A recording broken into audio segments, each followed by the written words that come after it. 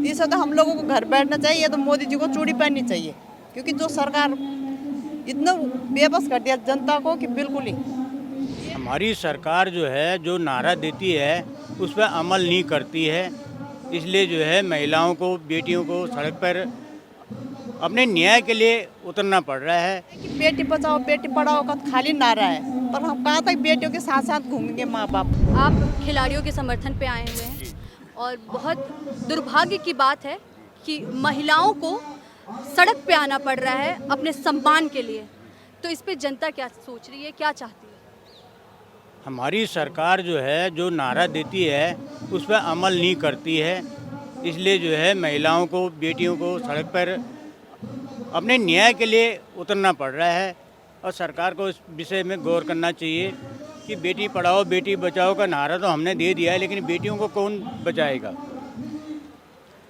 बृजभूषण जैसे मतलब अपराधी कह लो या कुछ भी कह लो, इस दुनिया में बढ़ते जा रहे हैं और बेटियों को न्याय नहीं मिल रहा है।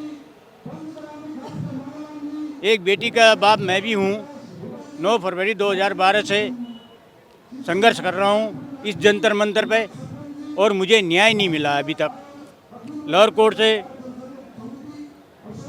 हाई कोर्ट से 3 दरिंदों को फांसी का ऑर्डर हो चुका है, और 7 नवंबर 2022 में सुप्रीम कोर्ट ने उन दरिंदों को बरी कर दिया है।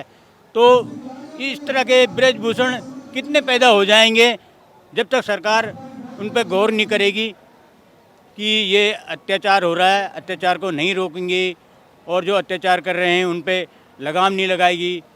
फांसी दो उनको जो इस तरह का क्राइम कर रहे हैं, इस तरह का कदम उठा रहे हैं, जभी जाके न्याय मिलेगा।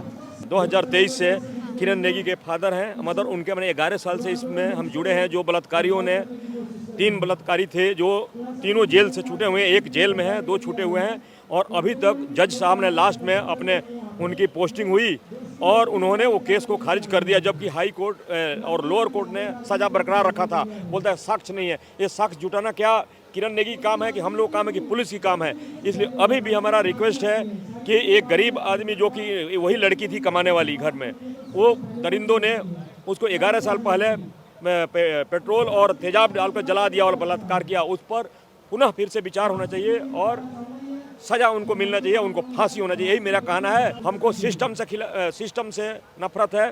सिस्टम अगर कोई गुनाह किया है उसको सजा मिलनी चाहिए, चाहे कोई भी हो, चाहे बड़ा से बड़ा पद पर भी हो, वो बचना नहीं चाहिए जैसे इनके लड़की के साथ हुआ है। और इस दरिंदों के लिए जरूर इनको फांसी तक पहुंचाना है और सुप्रीम कोर्ट को पुनः इनका याचिका रिव्यू करनी चाहिए और दरिंदों को फांसी देना चाहिए। मैम, आपका क्या कहना है इस पे?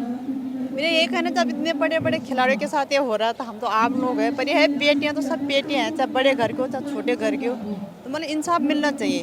और आज चलो एफआईआर दर्ज हो रखी उनकी, ऐसे मतलब हाई कोर्ट लोअर कोर्ट से तो उनको सजा होगी, सुप्रीम कोर्ट से छोड़ देंगे तो फिर फायदा क्या होगा।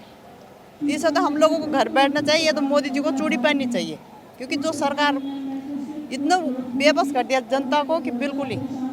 ये है कि बेटी बचाओ बेटी पढ़ाओ का खाली नारा है, पर हम कहाँ तक बेटियों के साथ साथ घूमेंगे माँ बाप। आज इतनी बड़ी खिलाड़ी है जिनके साथ मतलब 36 रहते, इतने बड़े बड़े नेता ऐसे कांड कर दे रहे, आम दरिंदों को क्या बोलना है।